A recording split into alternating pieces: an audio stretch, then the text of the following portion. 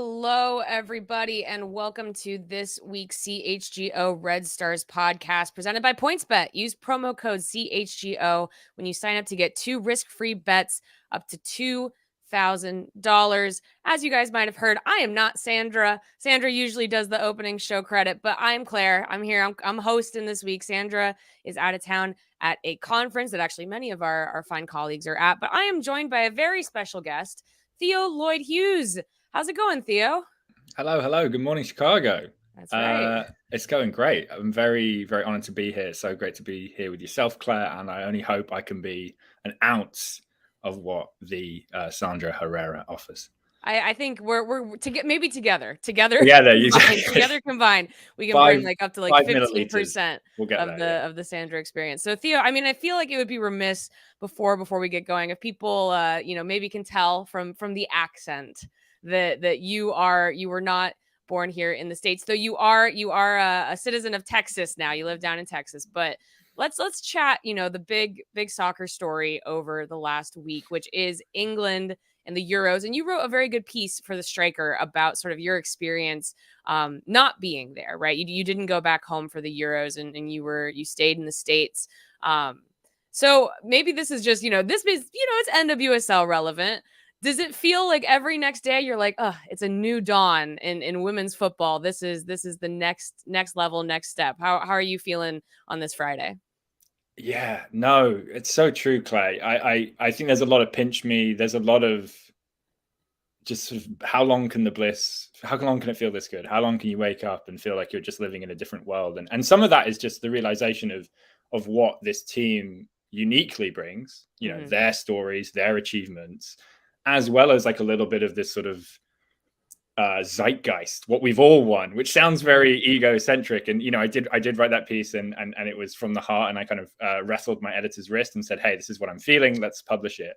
But it is this interesting thing of like a lot of us are putting our own joy, our own kind of lives on these 23 women who have achieved something so incredible. And I guess what I keep coming back to, and it goes to this thing of you wake up every morning and you're like, how did they do it? Is they just did it in such style. We will probably never see another 8-0 in a Euros, right? Women's, especially against a team with, a Ballon d'Or winner on in the 11. And likewise, that semi-final against Sweden and Russo's goal and stuff like that. I just think there was so much ferocity to that team, which maybe as an American football fan, you're kind of used to a little bit of being that good.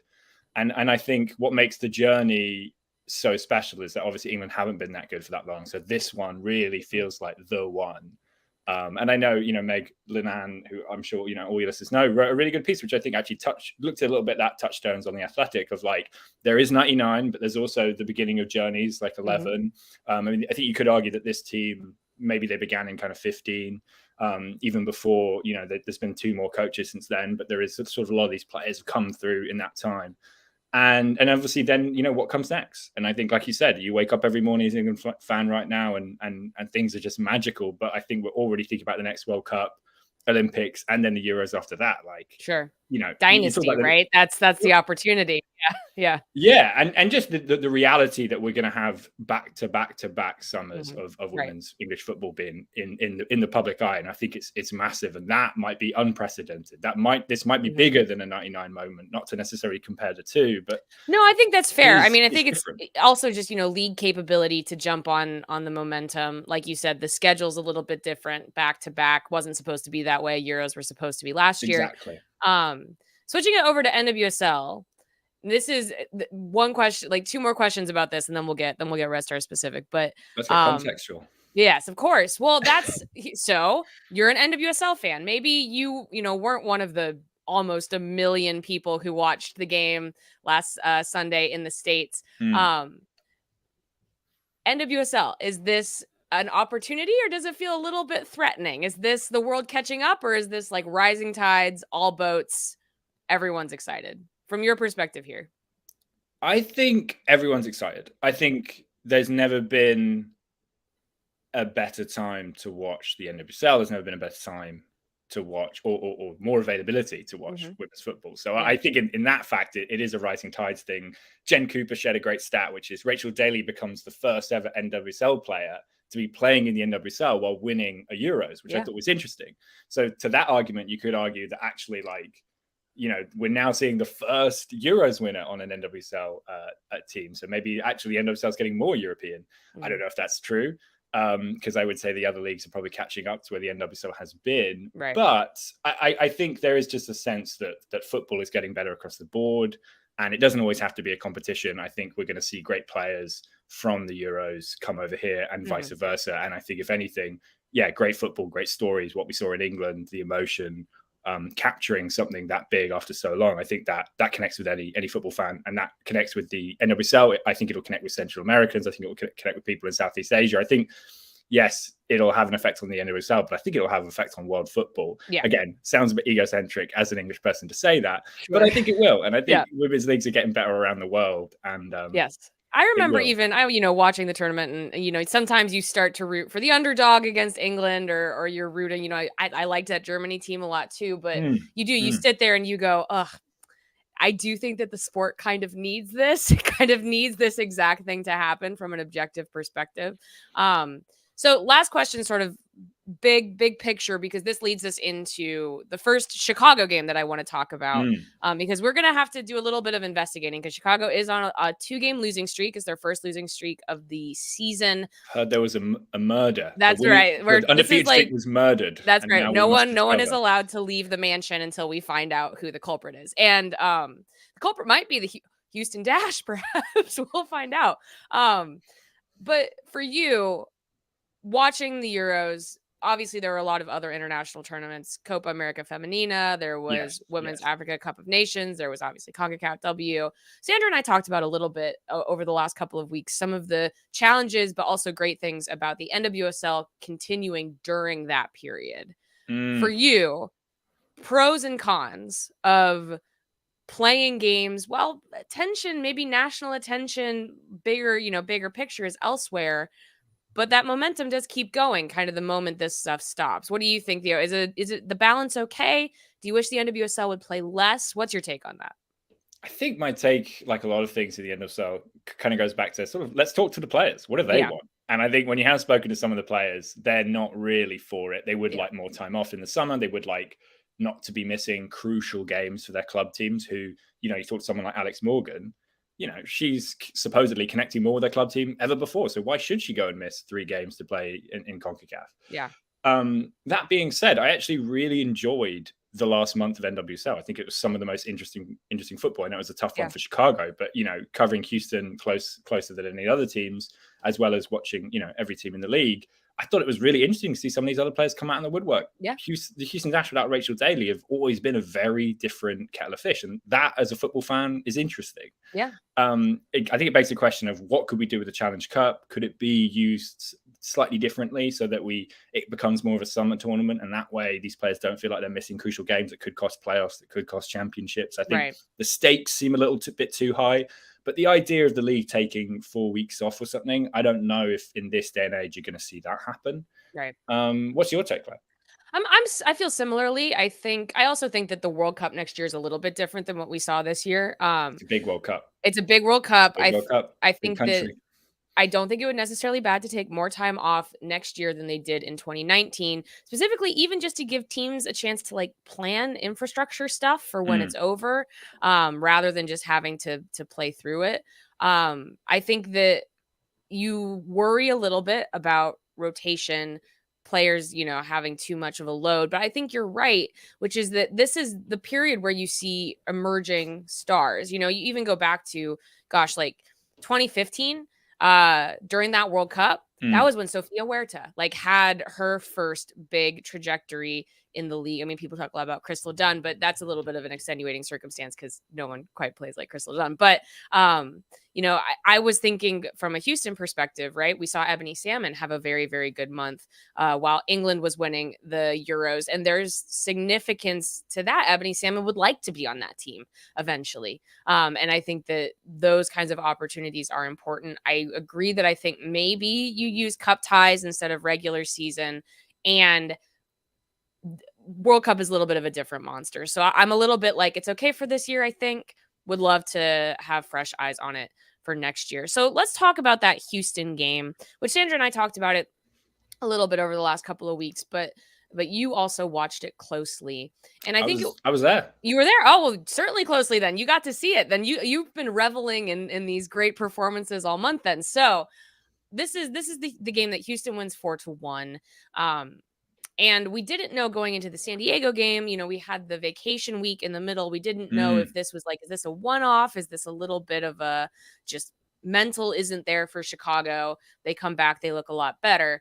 I think it's a little bit of a yes and no, but from your perspective, talking about what you saw from Chicago in that game, the timestamps of the goal scores are a little bit damning, right? It's like beginning of the half stoppage time, beginning of the half stoppage time, shows some mental let up, shows some mistakes. Did it feel to you like their system wasn't working, or did it just feel like it wasn't working consistently enough against Houston? I think it was the second one. It wasn't consistent enough. Plus, to be totally honest, being at that game, Houston just came out with a bit of mojo. Yeah. New coach. Everyone was fired up. I don't think we'd seen Houston that aggressive, pressing, ball off the ball movement.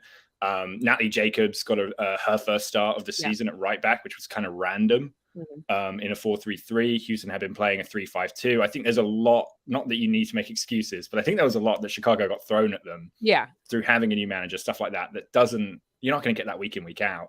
Ebony Salmon went on a tear. She scores 3 or 4 shots. I actually thought Nair made an amazing save. Sorry, it wasn't Nair. It was Boyd. Boyd made an amazing save to keep it to only 3 goals. She kind of Salmon, it was actually the best move of the game. Salmon kind of wiggled her way through to a 1-on-1 and Boyd somehow kept it out. So it could have been 4. I think the Dash were very, very good that day. And Chicago just couldn't really get in their patterns. I think that, again, the shape, being able to match a 3-back and then seeing the Dash press 3, sometimes 4, because Shea Groom just will always come up from the midfield. I think that made it really, really tough on that back 3. And I don't think they were ready for that. And I don't necessarily hold that against the coach. If you'd watched the past 5-6 Dash games, I think the Dash have been down on PPD compared to a lot of other teams. And in that game, they weren't. I think they had 3 turnovers in the first 9 minutes. So I kind of have a lot of excuses for Chicago. Yeah, so it's a little bit more dash positive than maybe Chicago negative. Yeah, I don't know if you felt differently, but and also you were still missing some big players. Q. Well, yeah, but Houston was too. But right, but they got Sanchez back in that game, and that's true. That is true. She played 60 minutes. She came back and played. She played, nearly all 90 3 times in a row in CONCACAF. They get knocked out early. She comes back, goes straight into the team. I was surprised. I think we were actually talking about it in a private chat group, Claire. I was like, "There's no way Maria's playing," and that's another thing. In the press conference, Juan said, "Oh yeah, don't worry about Maria. Like we're just assessing her." And then what? She's in the starting lineup. So there's kind of maybe a bit of mind games there as well. And I thought Chicago on that left side.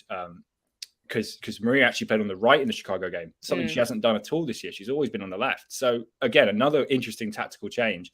And I felt like Chicago were putting maybe too many players on her, or maybe she's that good. But I think that opened up more space for Salmon and in the isolated front 3, where she was in the middle with Ryan Garis and Maria either side. And I think that put a lot of pressure on Kowalski and Milazzo, who to be fair have been very good. Right, but it's a do or die kind of a system, right? Where you do get pushed into 1v1 defending because inherently you're leaving space in behind when you push the wing backs forward. Yeah. I think probably for me, my takeaway from that game, and even from the San Diego game a little bit, is just it'll be really nice to have for Chicago to have Bianca St. George back consistently. I think that they when the wing backs that they've been running out have been sort of these converted forwards. Not that St. George isn't also, but she has more experience in the role. And some of the defensive properties have been lost. I think that not despite effort, but you talk about turnovers on the ball, tracking back, making sure that those spaces are covered. Things can happen very quickly, and suddenly the 3-back gets caught out, and that's how you get goals scored against, especially when you're playing a player who's playing as well as Salmon was.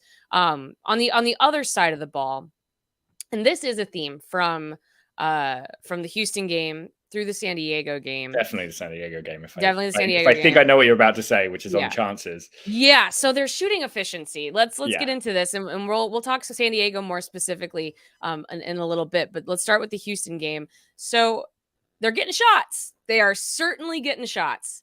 And they are not hitting the target. And so again, there you've got Chicago. Sometimes Chicago can overload, right? Sometimes they're pushing 3 forward. Sometimes it's the they're advantage pushing of the wingback system. Exactly, just like you said, right. Sarah Luber, I think, has been a great addition. Fits in well. Yeah, exactly. And especially going forward, like Lubert's everything that she brings, a lot of that has to do with what they bring into the attack.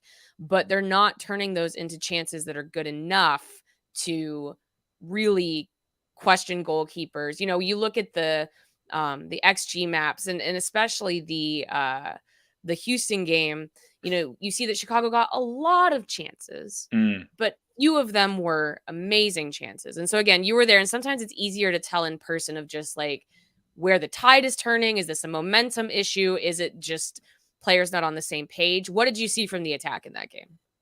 I think I saw a team who didn't really have a focal point, and I'm sure that's something which, again, like a bit like Houston without Rachel Daly, the Chicago without Mal Pugh, it can be very hard to find that person that wants the ball. And I think even though they get numbers forward, it doesn't feel like you know exactly who's going to be on the end of the chance. And then if someone gets there, maybe they're not confident, they're not proficient, they're not experienced enough to get it on target or get that high XG chance that I think you're kind of alluding to.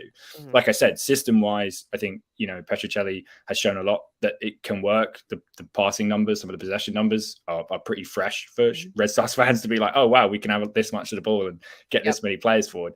What you do when you get there, I think will be the interesting thing. And I think I love Bianca St. George's piece in the Equalizer this week. I know it was done during CONCACAF, but I think that little bit of spice, that little bit of give me the ball energy is what they need. And we saw that at the beginning of the season with St. George. And I think, I don't know, you know, if we want to talk about the Wave game, but probably one of Mal Pugh's most effective line-breaking, penetrating games of the season. And she doesn't really get on the box score. So I think it really starts to create that. Yes, they were creating chances last week.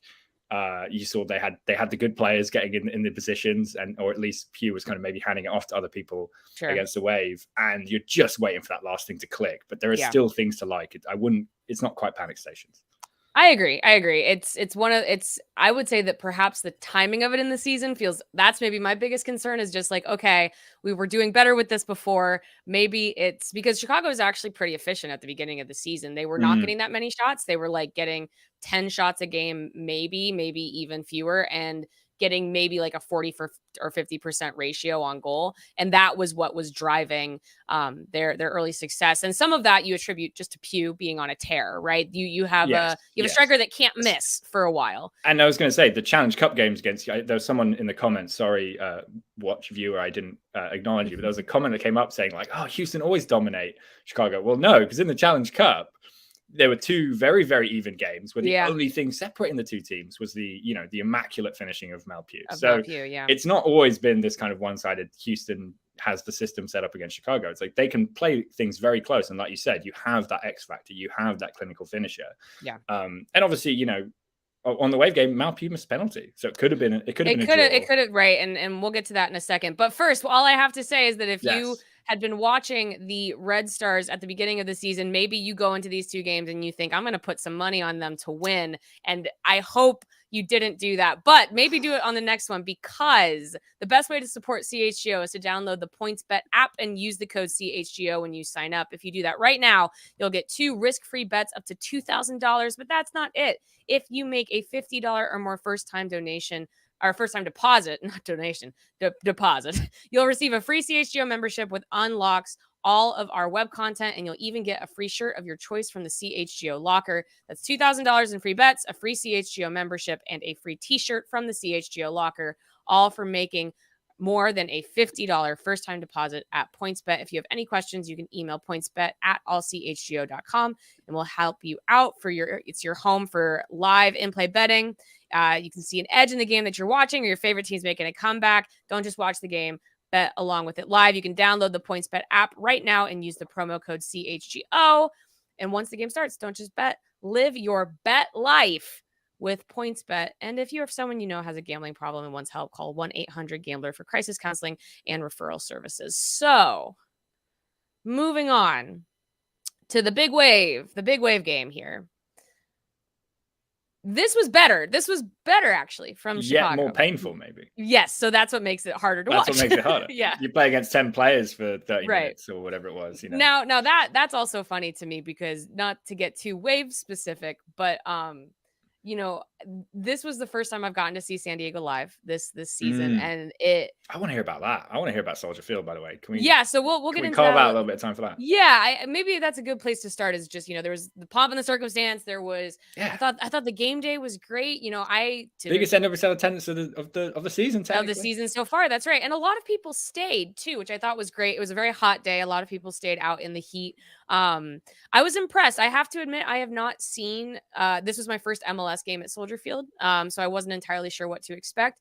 I was impressed. I was impressed by how much the Fire have clearly spent on turning Soldier Field into an MLS venue for a day. It didn't feel too much like a sort of funny rental or a costume. The worst part was the field, to be completely honest. Like, if the thing that gives away that it's not really a soccer place is just how poor the field was. People could even see the seams on the stream. That rhymes, seams on the streams. Seams on the streams. And nice to be able to see anything on the streams. Right. I'll take the stream. I'll take the seams. Yeah.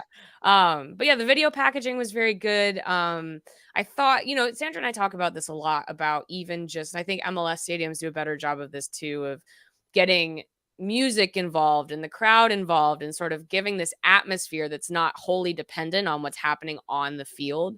And I think that it did a nice job. I can hear English football fans turning in their graves. I know, right? I know they're not big fans of the soccer DJ, but I don't know. It's what people come to. I'm agnostic. Each their own. Each their own. Yeah. I liked it. I'll say this, and this is a good seg into the game itself. I liked it because it felt like a big deal. Yes. And I'm not sure every Chicago Red Stars game feels like a big deal, even when you're in the stadium, depending on how many people are there or, what is done to SeatGeek itself to make it feel like their kind of home fortress. They've been very good at home this year. But that's also just by nature of before these two games, just not losing many. But even though it was a single regular season game, it was against the Wave. We know how well Alex Morgan fans travel, rightly biggest so. Attendance for the Dash this year was against the Wave. I don't think it's any coincidence. And that was cool to me. It felt very professional. It felt like something that the Red Stars players don't always get week in and week out, which is why the game being so dramatic was great. But I do wish that there had been maybe like one goal for fans to celebrate at home. This one was a little bit finer margins, right? Like, Chicago makes one mistake in the back, and what was going on there, by the way? I don't know. Because if you watch it back, it's Zoe Morse, right? She gets confused, or there's a call because she actually runs away from the ball. Right. It's really odd. Yeah. And then what's funny about it is she actually she runs away from the ball, which is bizarre because she literally goes in the wrong direction, but then makes up for it. So by the time Jaden Shaw gets in the position to score, she's actually the closest player to Jaden Shaw, even though she's the one who missed the ball over the top to former Red Star Katie Johnson. I know Katie Johnson. So it is a bizarre goal. Very simple route one, tough one. It's a tough one to give up, especially because I think Chicago had been feeling good about how they were controlling the game. Go ahead. Yeah.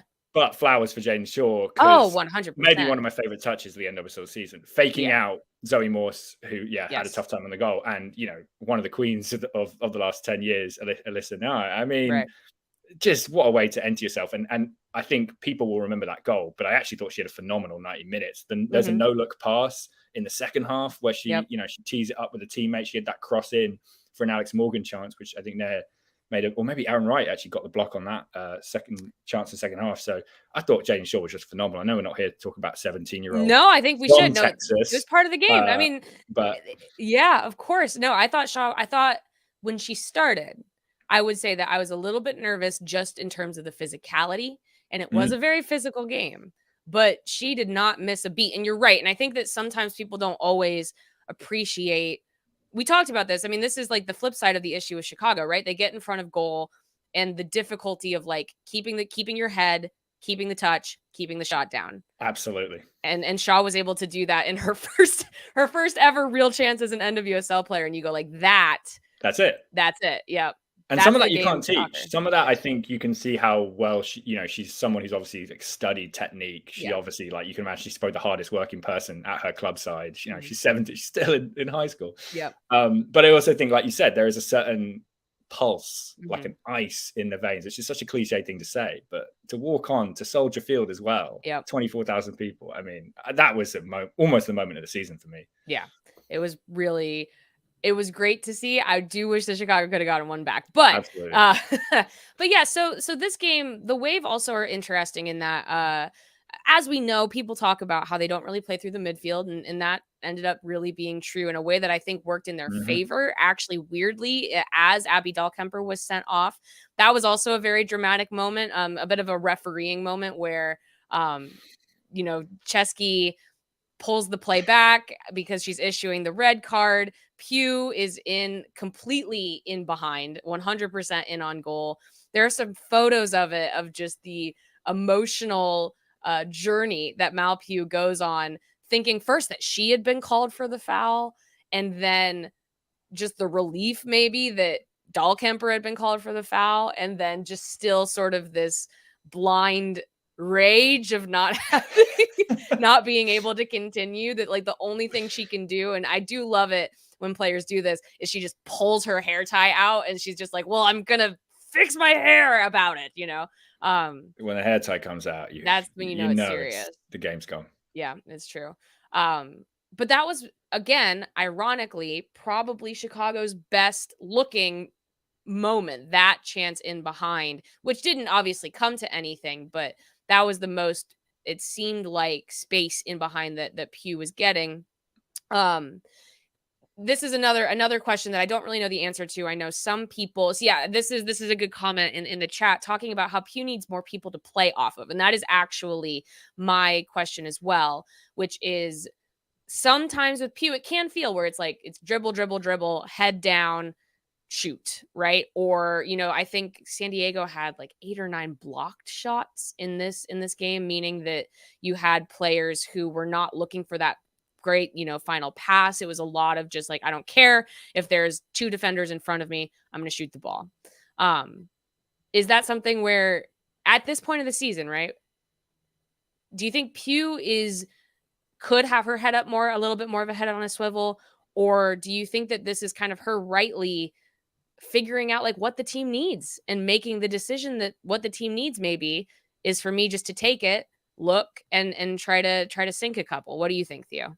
I think with Mal Pugh, absolutely go and sink a couple. Yeah, I don't think we're talking about a top 5 player in the NWSL, right? Who knows where in the world. I think Mal Pugh's graduated to, I'll take them if I want them. Yep. That even being, PKs. even PKs, which, to be fair, I actually thought was a very good save for Kaylin Sheridan. It was not that bad of a kick. I mean, any savable penalty isn't your best, but I thought that was an incredible save by Kaylin Sheridan. Yeah. And it's funny as well, because obviously we just wrapped up the CONCACAF where Kaylin Sheridan was sort of frustrating. I mean, I think it was Sophia Smith more than Pugh, but what a performance to go from doing that with Canada to doing that against Chicago. Anyway, in this game, I actually thought, yes, Pugh can do whatever she wants, in my opinion. I don't think she necessarily needs to look for a teammate, although there's definitely discussions to talk about her connection with Ava Cook. Yuki's back. Maybe she should be trying to use Yuki more as maybe like a deeper cut where you go towards goal, you draw the attention that way. And actually it's maybe away from goal, the kind of Man City kind of classic route of just trying to get that tap in rather than going straight for goal. You're actually kind of bringing players away. But I actually thought she did well in this game, in my opinion, trying to bring other people in the game. And I actually think some of Chicago's best chances or best looks, maybe beyond the penalty and the red card, like you said, were from Pugh actually driving from a deeper position. And I think that's something which could be really useful as well, because what you get there, and I think it was a bad game for Emily Van Egmond, or just a game where Pugh made Emily Van Egmond look very normal.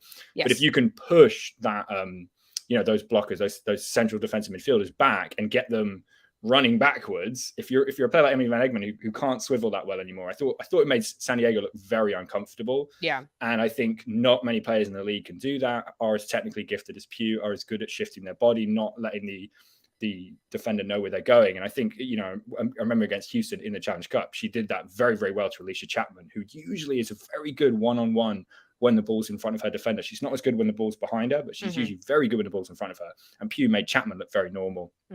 And I think Pugh could be really good from deep. And that's where you need your Ava Cooks to kind of step up and get on the end of it. Or maybe it's that wing back slotting in Lubert or St. George coming in late. So I don't know. I kind of thought this was a better game for Pugh being less selfish. But I don't think you're ever going to tell her to be more. She's allowed to be more selfish, in my opinion. Yeah, something that I've noticed, and I've mentioned it on the show before, is this is something that Pugh does, and this is her rightfully seeing the situation around her and reacting to it. It's something that she does do at least 6-7 times a game. Is she'll have the ball and she'll advance it and she'll be looking, and she will really not like what she sees, and she'll turn around and recycle. She will recycle the ball all the way back through. So she'll go forward. If it's not there, you can actually see kind of the wind come out of her sails. She's trying to accelerate. She pulls back, and she will fully turn around and kick it right back to Vanessa DiBernardo or Danny Colaprico to fully reset possession, which smart possession, right? Don't turn it over. But you're also like, why can she not pass forward, guys? What's happening? Where's the looks? Where are the other switches that she can make? And I think we saw that in this game as well. Though, again, Chicago, maybe this is where Lawrence, we can pull up the pass mapping for the San Diego game on Chicago's side. And here we go. Yeah. So not terrible, really. Like, I think you look at the shape makes sense. They were running through Lubert more than Hill, which Lubert's at this point the more attacking player. I thought Yuki had one of her better games of the whole season, to be honest. Yeah, feels like that connection's still growing, but I agree. I thought it was one of the better games. Yeah, and so it's all running through Pugh. They get that focal point back, right? And so a little bit too is maybe just bad luck, and also this element of playing against 10. Because San Diego doesn't really play with the midfield, when Dahlkemper came out, they brought Kaylee Reel in, and that was kind of it. The defense reset. So it's not so much that they were missing a defender. It was that they were missing an attacking midfielder. And because they already had that goal ahead, they were fine to sit that out. And I think that Chicago did just get genuinely a little bit unlucky, though. Again, I think their shots on goal was like 21 to either 4 or 6. And I'm not sure which. Yeah, I think it was 21-5 or something like that. I think you're right. And I think going back to that, playing against 10 players, like, again, Pugh, if you're leaving space behind, is deadly. Pugh is capable of running up even when she's in front of the defender. But when you're playing against 10, they're never going to give you any space. They're going to get deeper and deeper. And 59% possession, obviously the Red Stars end with. It's just a really tricky position to be in. I think looking at that pass map and going back to this idea of where's the ball's going, I would like to see Yuki get a bit more central. And I think, Di Bernardo and Colaprico, I think, of having very, very good seasons and showing once again, Chicago is sort of a midfield first team to some extent. And then you let Pugh finish it off. But I think you maybe could have a more traditional number 10 linking up with Pugh and giving her someone to shoot off or play the ball behind the line for Pugh. And maybe Ava Cook needs to go and watch some Elise Bennett tape. I think she's been a fantastic forward this year for Kansas City, who doesn't get necessarily the showy plays, but does a really good job of making space for the other forward, by making those runs and kind of almost being like an assisting forward. Right. And I think Ava Cook at the beginning of the season did have a few assists and was kind of getting in a position where she could make space for others. But I really think that's what Pugh needs. She needs someone to be pushing that line forward and kind of making the run Pugh doesn't want to make. Right. And then you can let Pugh finish it. So you either need Yuki as someone who can finish, or you need someone to be taking the run, just busting a gut, working hard, which I think Ava Cook can do.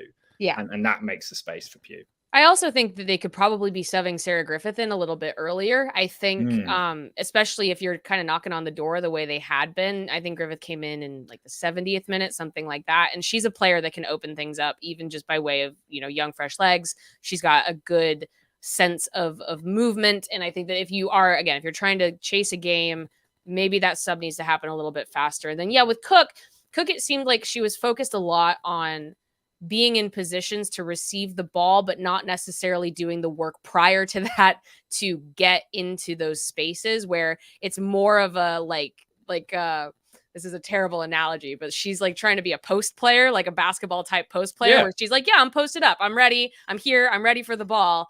But you can't stop there. You have to have that next step. And that's also, true rookie. I think that will come with time. It's an education. Yeah. And that's also, part, again, where the part of the season that they're in is the only thing that gives me a little bit of pause. Cause I'm like, if we're still working this stuff out, it's 2 games. Yeah, I know. Off a 9 unbeaten streak. That's fair. That's fair. I know. I'm spoiled. I'm so spoiled. Well, I think it always, whenever, I think I talk to a lot of fans all the time because I'm always very curious. I feel like a lot of fans in Houston or whatever, or wherever I've been talking to a lot of Gotham fans recently because the Dash played the Gotham last week, and people get very emotional very quickly. Although, to be fair, Gotham are actually on a bad run. I would say if you're a Gotham or a Racing Louisville fan, you're allowed to complain. Yes. Everyone else, it's pretty much the NWSL. That's what I say. It's just impossible to have a really good streak in this league, and that's what makes it so enticing. Chicago is a great example. 9 games unbeaten, and here we are 2 games later and being like, oh, is the system wrong? Does Pew need a partner? Right. And I guess the question I want to ask you, if you've heard any whispers, or if you just want to play kind of predictor or look into your crystal ball, we have 18 days left of the transfer window.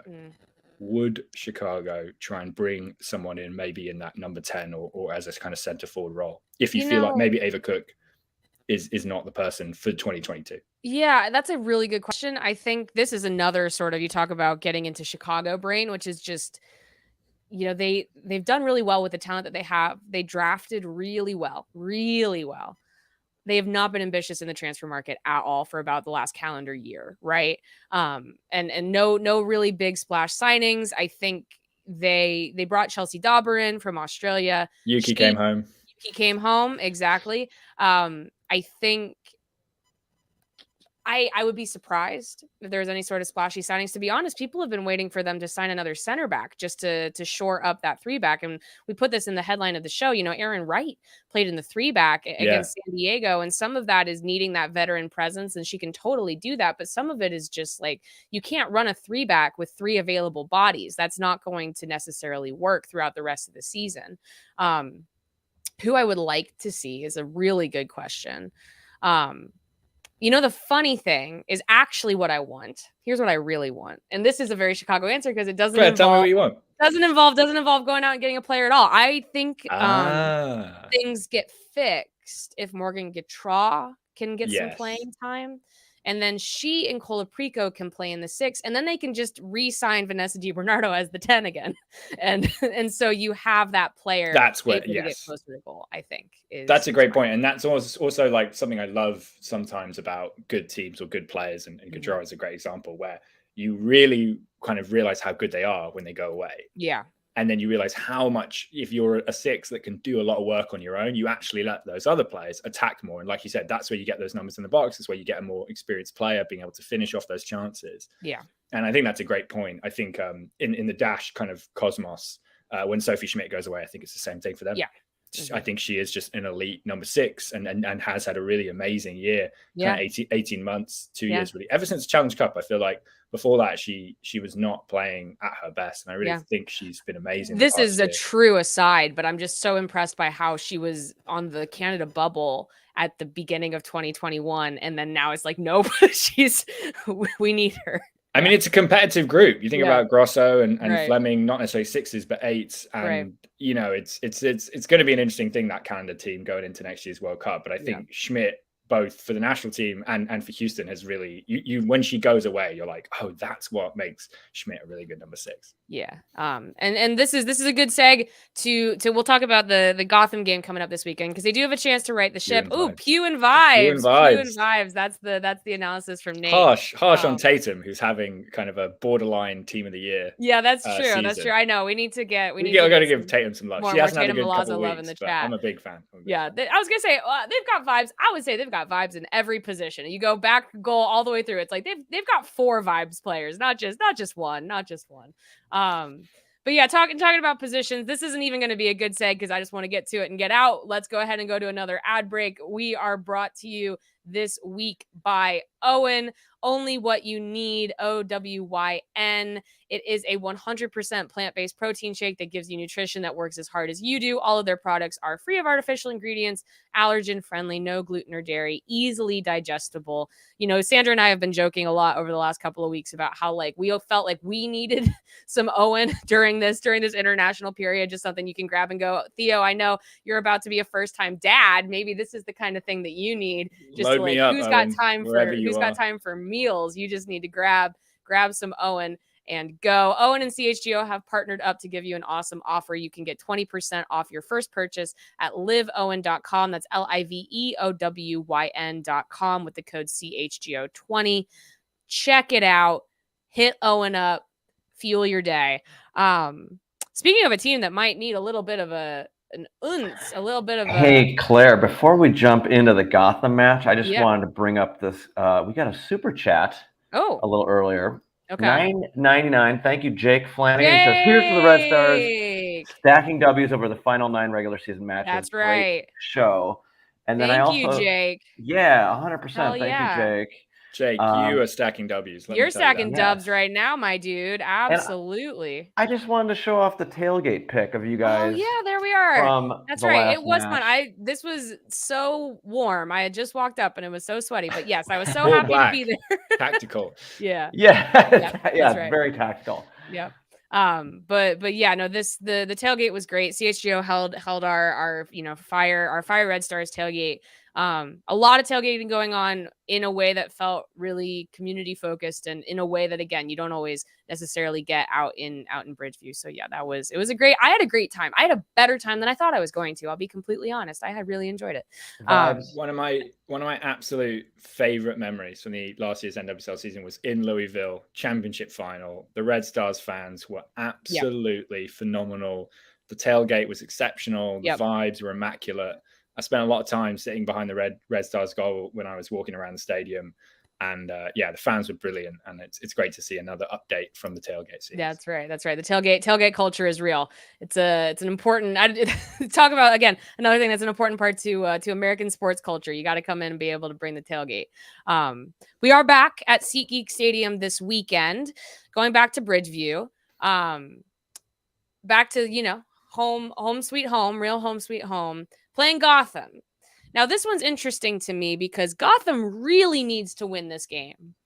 But Chicago kind of feels like they need to win it too, probably, just to sort of get out of this rut. You are probably actually a good person to talk to about Gotham too, because you did just see Houston play them. I keep waiting for Gotham to figure it out, and it just has not happened yet. Maybe doing a little bit. You can be our scout. You can be our scouting report guy. If you were Chicago and you're putting the tactical plan together, what about Gotham do you like your chances against? And what about Gotham do you worry about, do you think? Organization. Yeah. Set pieces, simple as very, very poor against the dash. Whether it was the overall organization or how they were keeping that back line, it's not an ability question. Estelle Johnson, Mandy Freeman, players I really, really like. But they did not have it together against the dash. I think, a bit like I was talking about the kind of runs Ava Cook could make. I actually really love the run Ebony Salmon makes for Shea Groom's goal, because she draws Estelle Johnson and Mandy Freeman. She gets the two players marking her, and that creates the lane for Shea Groom. And that's exactly the kind of thing where, like, yes, in one way it shows Ebony Salmon's brilliant, but in another way, Estelle Johnson, Mandy Freeman, you got to be talking to each other. Right. So I think they're really disorganized at the moment. They had a own goal from a corner and a penalty as well. So there's mistakes, there's lack of organization. This Gotham team right now, I think, is really, really low on confidence and low on organization. So that's huge. And again, the quality of players the Red Stars do have, you can definitely hurt them. On the flip side, Ife Onumonu should be back from COVID, feeling very well rested after helping Nigeria to qualify for the next year's World Cup. That's right.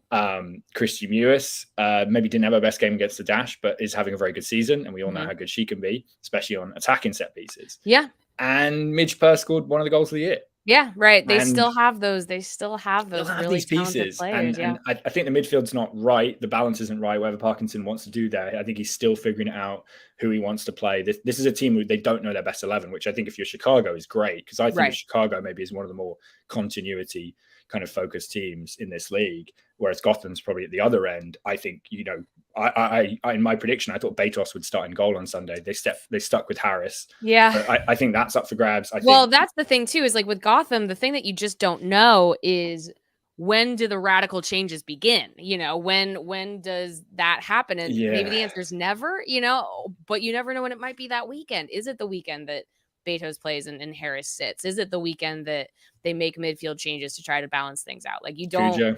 Yeah. Are we going to see Cujo this weekend? When will she return from war? We all want to know. Yeah. No, it feels like there's changes to be made. But I think if I was a Red Stars fan, you talk about this again, Gotham has to win the game, Red Stars have to win. I would be a little bit nervous because, again, the wing backs, the space there. Yeah. Zoe Morse, like I said, had a good season. Gotham's really hurt Chicago on the counter in the past. That is something that they can do. Yeah. And I think Midge Purse is playing with that kind of team on my back energy, which is, again, I think we've talked about Mal Pugh having that, but her ability has always been good. But I think she's absorbing a little bit more of that. I'm the kind of Gotham team leader. And I think there's a lot of personalities in this Gotham team. I think, you talk about organization. I think sometimes it's a little bit like, are we playing Christie ball? Are we playing Midge ball? Are we playing Harris ball? Right. I always thought Estelle Johnson was a great leader down there as well. But sometimes you maybe need one person. To kind of take control. Well, I was gonna say they were joking that like Chicago is Pew and vibes, but like Gotham is more like when vibes go wrong, Yes, it's sort of like Gotham reminds me of when you're at a house party and everyone is trying to get on the aux. Yeah, and you only get through 30 seconds of every song, and then someone like puts on some like dodgy remix that you definitely don't want to hear, and then everyone's like a little bit annoyed and upset about it, and now you're just like, oh no, are we fighting? And then and you never dance, and you never dance. And part of me feels like at this point, maybe it's give the ox to Midge. Yeah. I agree. And so, I would worry that, even if St. George is back in, there's going to be a lot of space on those wings. And I could see Midge Purse really having a good game. And if he's one of my favorite forwards in this league, although it will be interesting to see how she goes against a back three, because that maybe the numbers advantage will be something she's not used to. I need to go back and look at how she does against back threes. I'm kind of speaking a little bit out of lack of knowledge there, but it'll be interesting to see how that goes. Yeah. I think like with a lot of Gotham performances, it's spotty. I think that it just depends. So we do one more final ad read before I'll let you go in a second, Theo, because I know you got big things ahead, but I do want to briefly, before we switch over to our final big picture questions, shout out our last sponsor, which is Athletic Greens. Again, we're getting healthy. We're getting our 75 high quality vitamins, minerals, whole food source, superfoods, probiotics, and adaptogens to help you start your day right. The special blend of ingredients supports your gut health, your nervous system, your immune system, your energy, recovery, focus, and even aging. All of those things. It is lifestyle friendly, whether you eat keto, paleo, vegan, dairy free or gluten-free. It costs you less than $3 a day, investing in your health, and is cheaper than your cold brew habit. Recommended by professional athletes and average users aside. Athletic Greens. Everyone could use it. You want to be a little bit more like these athletes that you like so much. Eat healthy. It's good for you. It's August. It's summertime. It's hot. Get your nutrients, get your vitamins in. At Jenna Tonelli, put down the cold brew. That's right. Put down the cold brew. Get your Athletic Greens. So a couple kind of to close out a couple big close this thing out. Yeah. And this is truly, I'm just curious because I don't think we've never, this is your first time on the mic here at CHGO. It's been a pleasure, by the way. I'll get that in. Thanks again. Lawrence on the ones and twos. Claire behind the mic. Chicago. I mean, this is a Chicago question, but I think it's a good Houston question too, because I think at the beginning of the season, we've seen Chicago and Houston stick around in that top 3, 4, 5, 6. And those are maybe the teams more than anything. Yeah, we've got this right here, the standings, looking at it. People are like, Portland's going to make their move. Rain's going to make their move. We know this. But Houston and Chicago, they look like they have some staying power, right? We look at the end of the season, maybe playoff picture. Theo, are you expecting to see these two teams in the mix? It goes back to what we were saying before about the NWSL. Staying power is a 2-week affair in the NWSL sometimes. I think this league is gonna chop and change and bounce around. So again, I think if by the end of this weekend, Red Stars might not be in the top 6 in 2 weeks, they could be even further away from the top 6. That's true. That doesn't mean I don't think they'll be there in the end of the season. I guess is what I'm trying to say.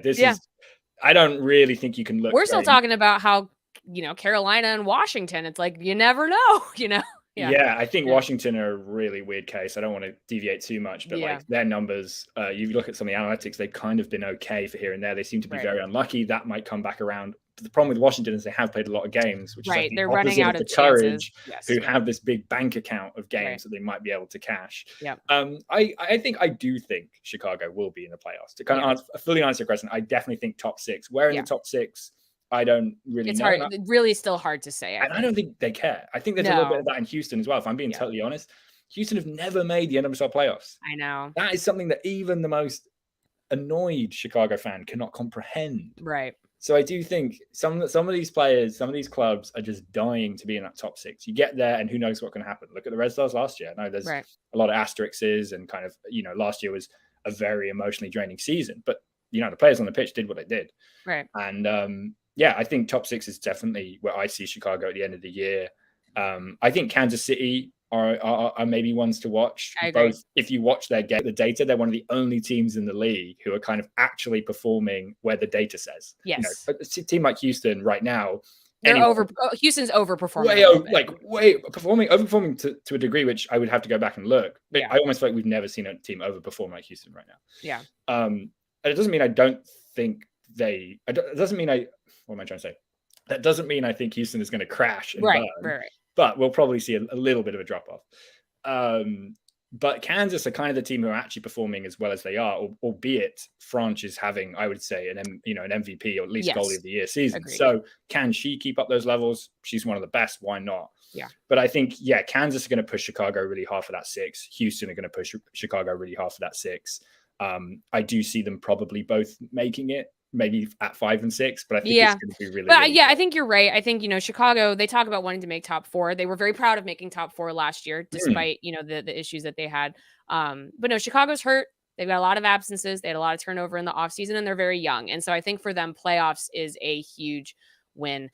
So last note I want to end on here is I wrote about this week, and we saw a big Chicago Red Stars departure. We don't want to miss this. Alyssa Motts, who has been with the team since the very beginning. She even played with Chicago in the WPSL Elite before the NWSL even existed. Pull one out. I know. And she's someone that, and I think the piece is unlocked. So go check it out on allchgo.com. I read it, so it must be unlocked. Yeah, it must be unlocked. So if you want to read Alyssa Motts' story, this is you exposing yourself. You don't subscribe? No. So she's a player that her locker room presence has been very important to the team, and even more so perhaps in the last couple of years when she's been dealing with some on the field very serious injuries and some off the field personal adversity, as well as just being a through line for a team that doesn't have that many anymore. There was a very emotional moment between Vanessa DiBernardo and Motts. Because this is a piece, this was the last player that would have been there DiBernardo's rookie season. Not that Colaprico came in the year after that. We saw Gautrat come in 4 or 5 years ago, but some of those pieces, those historic Red Stars that have been around forever, were nearing the end here for a couple of them. But Theo, all I want you to tell me is just like why it's so great that she's moving down to the great state of Texas to be assistant coach at Texas A&M. Give the pitch. Well, she's returning home.